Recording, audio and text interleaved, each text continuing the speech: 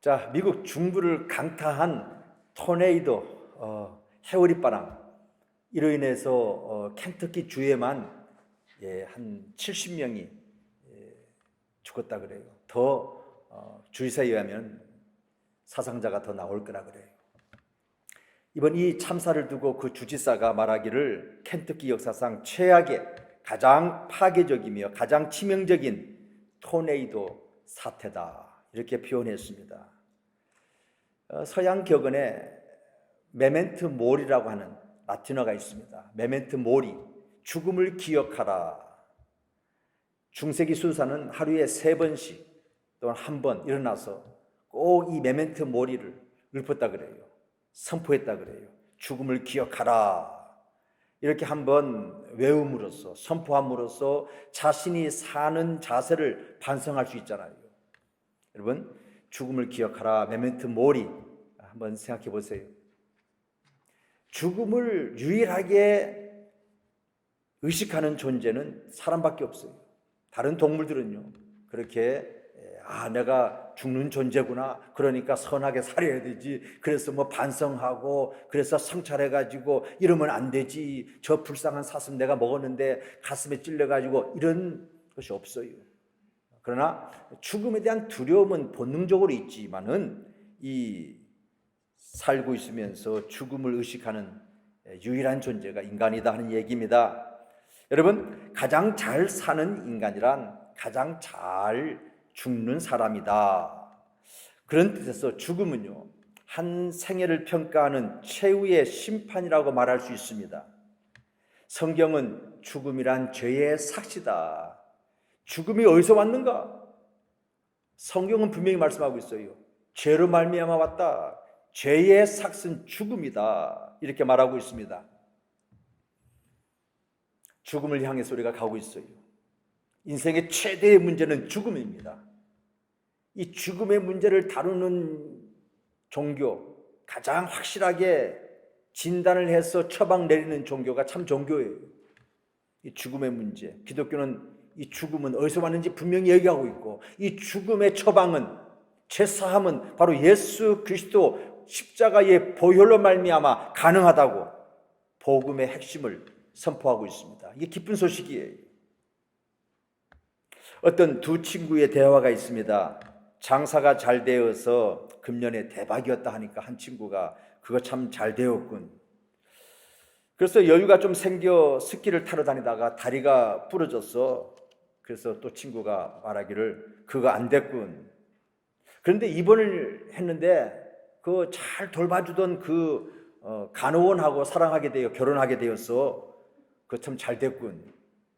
근데 그 여자가 막 기어코 이민 가자고 해가지고 부모님과 헤어져서 한국을 떠나 이 샴페인 어바나에 오게 되었지. 그거 참 안 됐군. 그렇지만 빨리 가게 하나 내어서 또 시작하게 되어서 참 그거 잘 됐군. 그러나 불경기가 심해가지고 코로나 맞이해가지고 지금 장사도 안 되고 지금 다른 일을 알아봐야 할 상황이 되어서 그거 안 됐군. 자, 이 친구의 대화 한번 잘 생각해 보세요. 무슨 얘기입니까? 그거 잘 됐군, 그거 안 됐군, 죽을 때까지 이 대화예요, 사실은. 그렇잖아요. 그거 참 잘 됐군. 그런데 또 보니까 그거 참 안 됐군.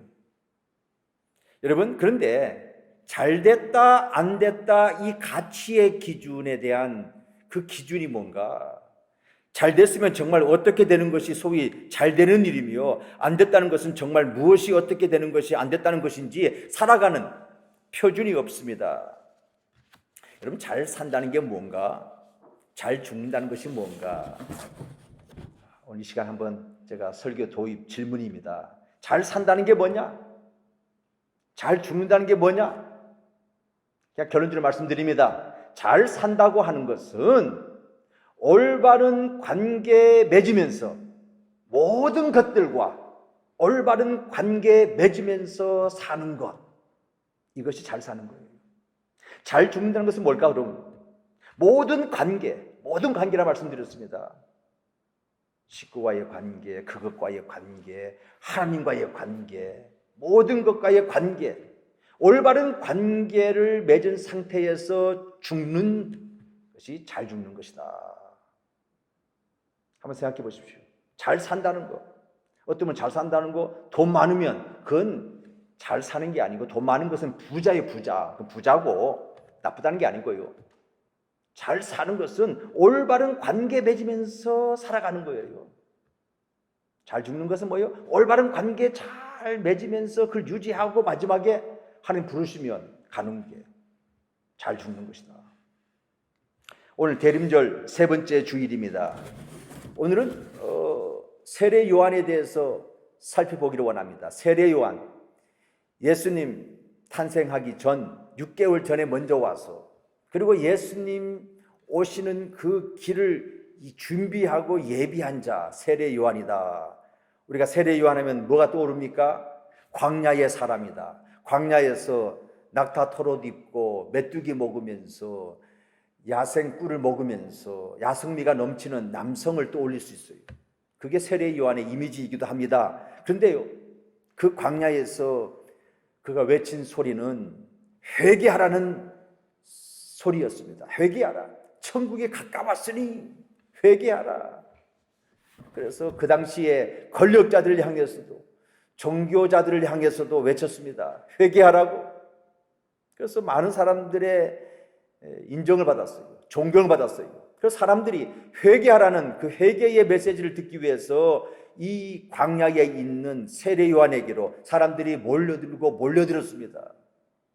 그래서 당국자들이, 아니 혹시 메시아가 아닌가? 왜 사람들이 계속 광야에 가서 회개하고 메시지 듣고 또 세례받고, 그래서 이 자가 우리가 기다렸던 메시아가 아닌가? 그 사람을 보냈습니다. 그랬더니 이 세례 요한이 뭐라 그럽니까? 나는 그리스도가 아니라고.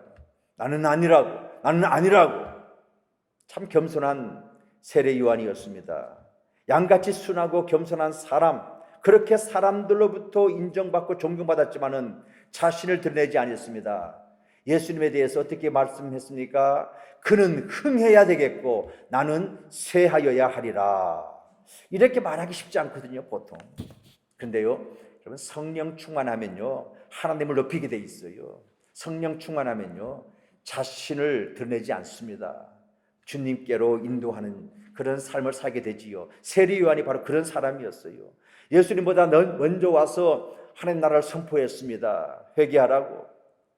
그러면서 예수님에 대해서는 그분이 잔치의 주인공이고 신랑이고 나는 그 신랑을 돕는 친구에 불과하다, 이렇게 말했어요. 그리고 하루는 제자들이 와서, 탁월한 세례 요한의 제자들, 그래서 예수님에 대해서 묻습니다. 그때에 세례 요한이 뭐라 그럽니까? 보라, 세상 죄를 지고 가는 하나님의 어린 양이로다. 세상 죄를 지고 가는 하나님의 어린 양이로다. 죄의 문제를 해결하기 위해서 온 제물로 오신 바로 그분이다. 그러니 세례 요한의 제자들이 예수님에게로 갑니다. 안드레가 그랬지요. 자기 혼자만 가는 게 아니고 자기 형에게 또 얘기해가지고 또 예수님에게로 끌고 갑니다. 세례 요한의 제자들이 다 예수님의 제자가 되는 거예요. 그래도 세례 요한은 조금도 기분 나빠하지 아니했습니다. 자기 분파 만들지 아니했습니다. 이 세례 요한은 한마디로 나는 광야의 소리다. 광야에서 예수님의 말씀, 내가 대변하고 그 말씀을 선포하는, 그 말씀을 대변하는 소리에 불과하다. 이렇게 자기 정체성을 이렇게 선언했습니다. 소리에 불과하다고. 무슨 얘기입니까? 그분이 높아져야 되고 나는 천한 자리에 내려가는 존재, 그분이 영광 받으시면 나는 무슨 일 당해도 괜찮다. 자, 이러한 존재로 쓰임받는 도구에 불과하다고, 이러한 자기 정체성을 광야의 소리라고 하는, 소리는요, 물건을 이렇게 운반하는 수레, 그런 뜻이에요. 자, 그런 자신의 정체성을 분명히 알고 사역을 감당했는데 주님의 길을 예비한 자, 세례 요한입니다. 주님이 오시는 그 길을 예비한 자, 6개월 먼저 와서 태어나서 그 길을 예비했다. 자, 오늘 본문 말씀은요, 그 세례 요한이 태어날 것이고, 근데 그 세례 요한이 태어나서 이러한 사역을 감당할 것이라 하는 그 예언의 말씀이에요. 근데 그 예언이 하나의 찬송의 시로 연결되어 있다. 그래서 예언적 찬송, 사가랴의 이 예언인데 사가랴의 예언적 찬송시다. 보통 우리가 말하기를 이 사가랴의 찬송시다 이렇게 표현합니다. 그래서 먼저 하나님의 그 구원하심, 그 전능하심, 긍휼하심 이것을 높이고, 그 다음에 그 끝자락에서 한 선지자가 태어날 텐데 그 선지자는 바로 세례 요한이라고 하는 그 예언적인 내용이 오늘 본문입니다. 이 본문의 배경 좀 간단히 또 제가 설명을 하면은, 세례 요한의 아버지는 사가랴, 어머니의 이름은 엘리사벳. 자, 두 분은 하나님을 사모하면서 열정적으로, 이 사가랴는 제사장입니다. 지금 말하면 목사예요, 목사 부부가 잘 섬겼어요. 잘 제사를 지내면서 그 일에 충실하고 있었을 때에 그런데 한 가지 문제가 있어요. 아이가 없었어요. 근데 아이 낳기에는 나이가 많이 지났어요. 근데 어느 날 갑자기, 그 당시 아이가 없다 그러면 이건 참 장애물이고 재앙에 해당될 만큼 큰 아픔이었어요.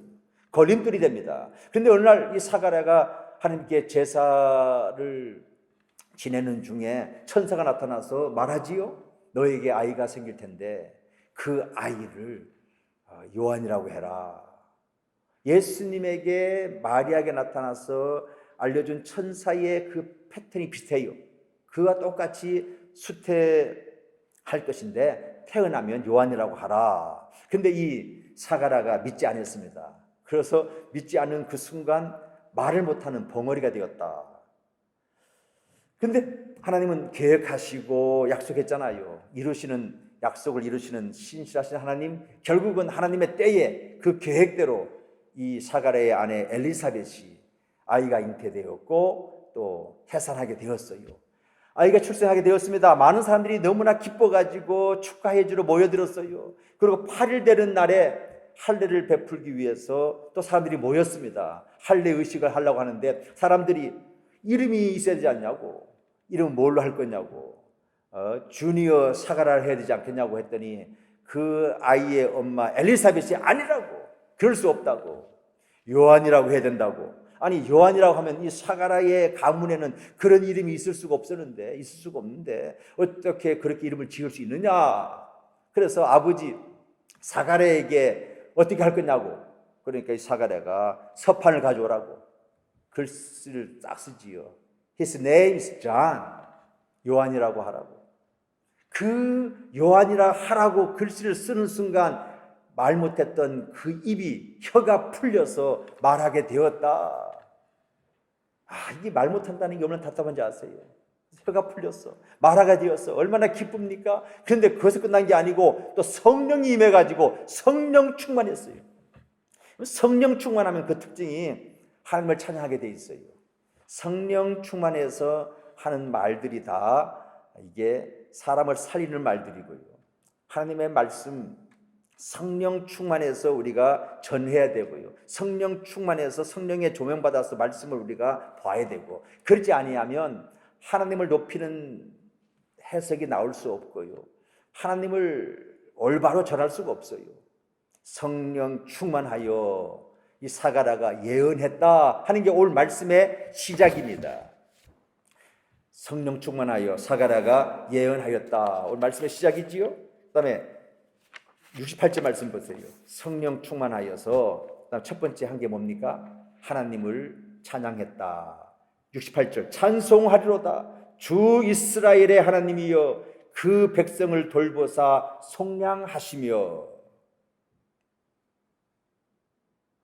여기 하나님을 우리가 축복할 수 없잖아요.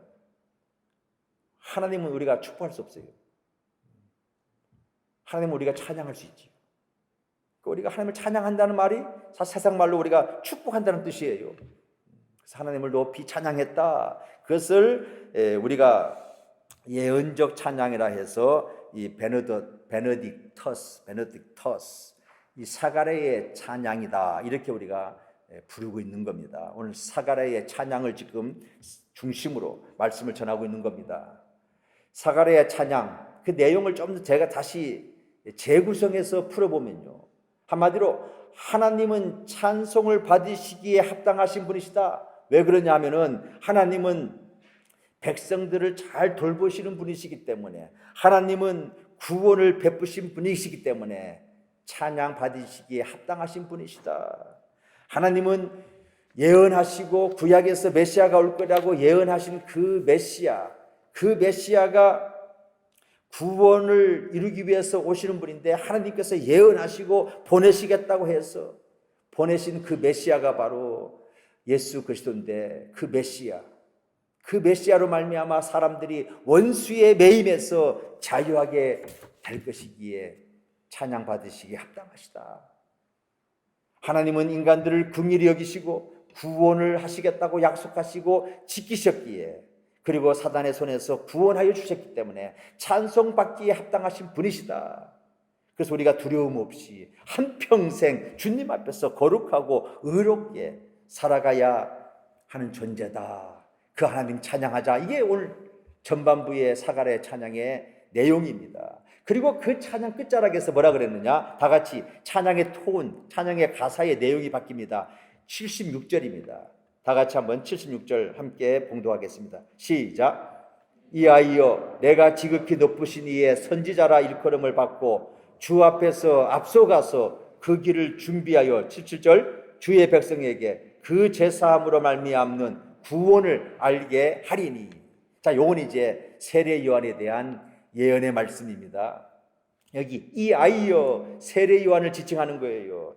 내가 지극히 높으신 이의 선지자라 일컬음을 받고, 지극히 높으신 하나님의 선지자, 하나님의 말씀을 받아서 전하는 선지자가 될 것이다. 세례 요한은 구약에서 보면은 마지막 선지자였고요, 신약에서 본다면 최초의 선구자였습니다. 길을 개척하는 자였어요. 길을 예비하는 자, 준비하는 자. 그 다음 말씀이지요. 그 선구자는 주의 앞에 앞서가서 그 길을 준비했는데 앞서서, 그것이 구체적으로 뭐냐? 그 다음 말씀이죠. 77절 말씀. 주의 백성에게 그 제사함으로 말미암는 구원을 알게 하리니. 여러분, 구원을 알게 하는데 쓰임받는 세례 요한.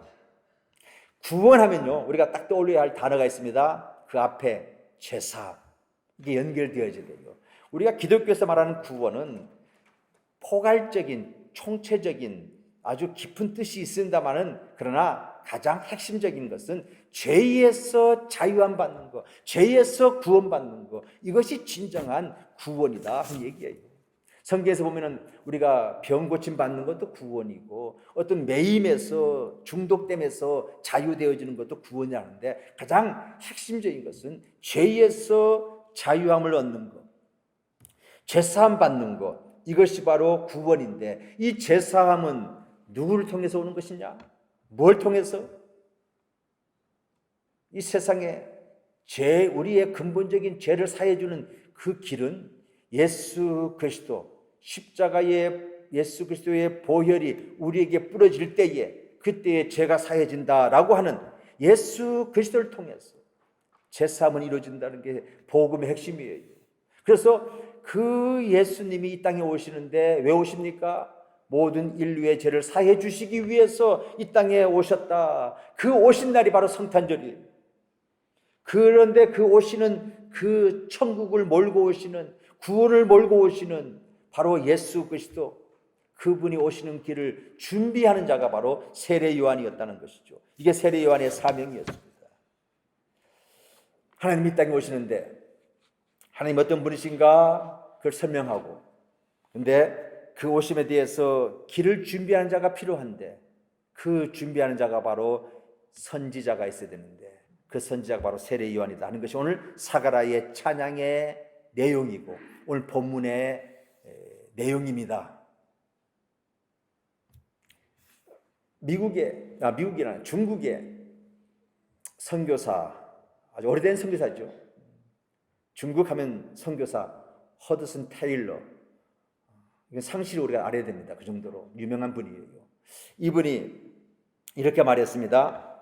음악회가 끝난 뒤에 피아노를 조율하지는 않습니다. 연주를 시작하기 전에 조율해야 합니다.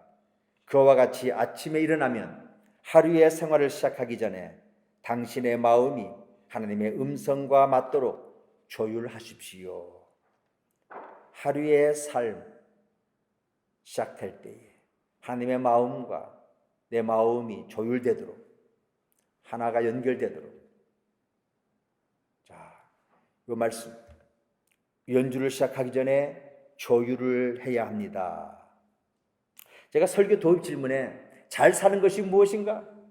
잘 죽는 것이 무엇인가? 질문했습니다. 잘 사는 것은 모든 관계가 올바른 관계가 이루어지는 거, 올바른 관계가 이루어지면서 사는 거, 이것이 잘 사는 것이고, 잘 죽는 것도 마찬가지입니다. 모든 관계가 올바른 관계가 된 상태에서 죽으면요, 후회가 없어요. 여러분, 후회 만큼 있잖아요. 죽음이 임했을 때에 저는 많이 보았어요. 많이 들었어요. 사도 바울도 마지막에 마가 요한을 좀 데려와라. 그게 평소에 한이 맺혔거든요. 미안한 마음도 있었고, 그때 그렇게 내가 혈기 부릴 거 아닌데 그런 마음이 있었어요. 마지막에 올바른 관계 맺기 위해서 마음에 걸렸던 사람 불러서 어떤 분이 저를 붙잡더라고요. 죽기 전에 너무나 힘든 거예요. 저와 화해하기 싶어서 불렀어요.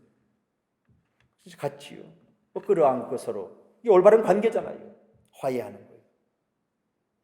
마지막에 이게 올바른 관계로 되어진 상태에 죽어야 이게 눈을 감는 거지요. 여한이 없는 거지요. 잘 죽는 건 그거예요.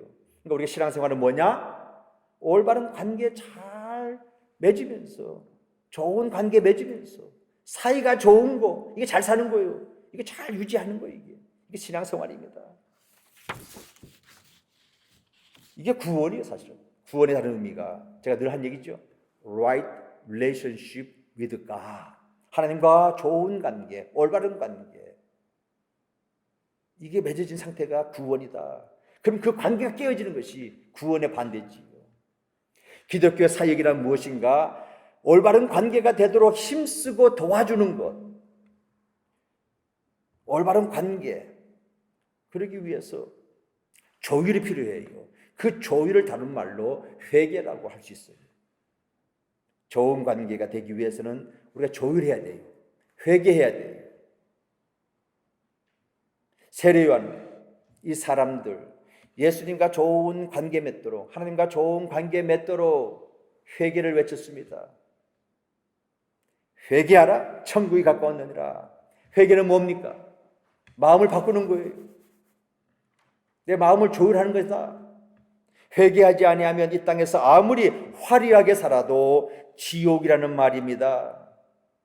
회개하면 천국이 된다. 잘 조율하면은, 사람과 관계에서, 하나님과의 관계에서 회개하면은 좋은 사이가 된다. 올바른 관계가 된다. 바로 그 길을 준비하기 위해서 이 땅에 주님이 오시는데 그 전에 선구자로서 내가 사명을 감당하리라. 이게 세례 요한의 자기 정체성에 대한 흔들림이 없는 분명한 자기 선언을 이렇게 하고 있는 겁니다. 그래서 회개하라, 천국이 가까우니라. 요단강 근변에서 이렇게 외치니까 사람들이 몰려들었습니다. 그러면서 그는 계속해서 이 회개의 내용을 이런 메타포로 설명하고 있습니다. 광야에서 외치는 자의 소리가 있어 이르되 너희는 주의 길을 예비하라, 그의 오실 길을 곧게 하라. 그래서 그 메타포 한번 들어보세요. 제가 긴 설명하지 않겠습니다. 모든 골짜기가 메워지고 우리 마음에 골짜기가 있습니다. 그것을 조율해서 회개해서 메꿔야 된다. 어떤 골짜기입니까? 원한의 골짜기, 증오의 골짜기, 미움의 골짜기, 불신의 골짜기. 회개하여서 이 골짜기가 메워져야 그분이 오신다. 주의 길을 준비하라. 내 마음의 골짜기를 회개하여서 메꿔야 된다. 그 다음에 어떤 메타포입니까? 모든 산과 작은 산이 낮아지고 하나님이 없다라고 하는 것이 바로 교만입니다. 어리석은 자요. 바로 이 산이라고 하는 것은 교만을 의미합니다. 교만이 변하여 겸손한 자가 되어야 된다. 하나님은 겸손한 자를 쓰시기 때문에 회개하라. 마음을 조율하라. 교만한 마음 그거 바꾸어서 겸손한 자가 되도록 힘써야 된다. 또 어떤 메타포입니까? 굽은 것이 고다지고 삐뚤어진 왜곡된 마음들 회개하여서 생명의 방향으로 나아가 곧은 마음이 되어야 된다. 또 어떤 메타포입니까? 험한 길이 평탄해질 것이고 험한 길, 여러분 왜 험해집니까? 마음이 불법과 불의를 행하면요 험악해져요. 회개하여서 이제는 불의를 멈추고 불법을 멈추어 험한 길들이 평탄하게 되도록 해야 된다.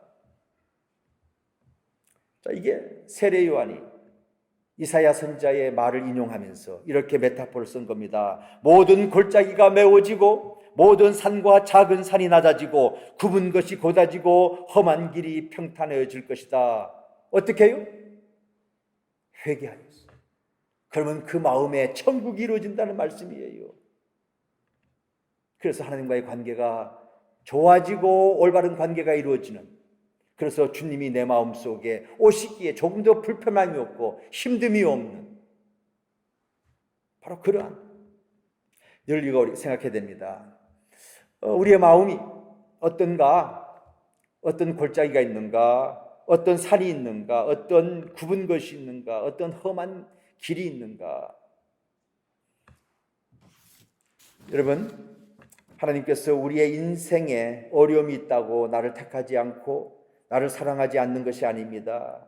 인생의 삶은 이렇게 참 잘됐다 하는 일도 있고요, 또 그 참 안 됐다 하는 일도 있고요. 이게 늘 이렇게 교차적으로 온다.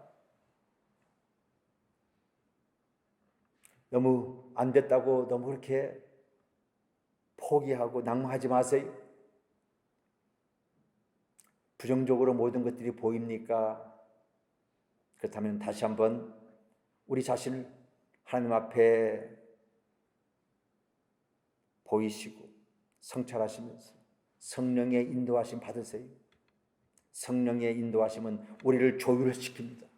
회개시킵니다. 내가 회개하고 싶어서 회개되어지는 게 아니잖아요. 성령이 찔러주시고 그래서 회개가 터져 나올 때에 우리의 마음이 평안해져요. 그것이 뭡니까? 골짜기가 메워지고 모든 산 작은 산이 낮아지고 굽은 것이 고다지고 험한 길이 평탄해지는 것이다. 하나님께서 우리를 부르셨습니다. 사명을 주셨어요. 근데 그 사명 어떻게 잘 감당할 수 있습니까? 성령 충만해야 돼요. 그럴 때에 회개가 일어나는 겁니다. 조율이 일어나는 거예요. 그래서 사가라도 성령 충만하여 예언하였듯이 성령 충만하여서 우리가 하나님께서 맡겨주신 사명 잘 감당할 수 있는 겁니다. 주님 오시는 그날까지 그 사명 감당하는 거예요. 이러한 기도 드리면 어떨까요? 2021년 전에 오신 예수님, 이제 성령으로 내게 오셔서 내 마음과 생각과 영혼에 임재하여 주옵소서. 세상이 줄 수 없는 평안과 기쁨을 내게 주옵소서.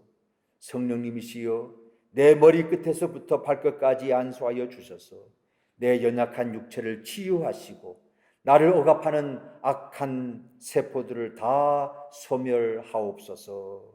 이 기도의 끝자락에서 하나님의 은혜, 하나님의 역사, 하나님의 도우심, 하나님의 생명, 하나님의 은총, 하나님의 치유, 하나님의 회복을 경험하게 될 줄로 믿습니다. 이러한 놀라운 축복을 경험하면서 기쁜 마음으로 성탄을 축하하면서 또 다시 오시는 예수님 바라보면서 이 성탄 시즌을 저와 함께 보내십시다. 아멘. 기도합시다.